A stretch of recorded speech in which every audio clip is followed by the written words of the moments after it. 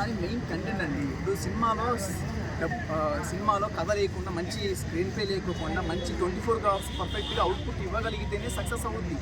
అది పెద్ద సినిమా అయినా చిన్న సినిమా అయినా కానీ ఖచ్చితంగా success is the only content అనేది దృష్టిలో పెట్టుకొని. ఇప్పుడు మనకి సూ ఫ్రమ్ షో అనే ఒక సినిమా, కళా సినిమా వచ్చింది సార్, లాస్ట్ వీక్ వచ్చింది, ఒక 10 days బ్యాక్. అది నియర్లీ తెలుగులోనే 30 crores కలెక్ట్ చేసింది మినిమం. అంటే content is the main, so important ఇవ్వాలి కంటెంట్.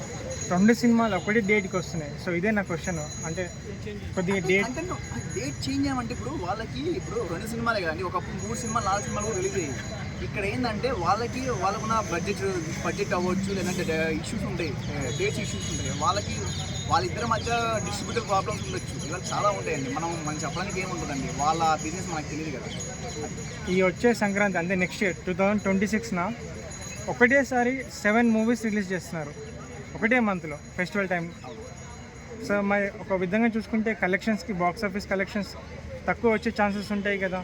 ఇన్ని డేస్ ఖాళీ పెట్టుకొని సంక్రాంతికి తీసుకోవడం ఇది ఏ విధంగా కరెక్ట్? మ్యాక్సిమము సంక్రాంతి అనేది మనకి ఎక్కువగా ఊళ్ళో పండుగ రోజు, ఆ రోజుకి ఎలాగ మంటలు వేసుకొని నెక్స్ట్ డే సంక్రాంతి చేసుకున్న తర్వాత పిండి వంటలు తినేసేసి సినిమాకి వెళ్ళడం మనకి ఒక ఆనవాయితీగా ఉండేది.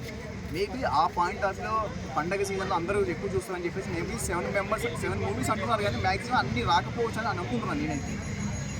సినిమా అన్ని బాగుంటే అన్నీ చూస్తారండి, ఖచ్చితంగా చూస్తారు, అన్ని సినిమాలు చూస్తారు. Thank you. ఓకే.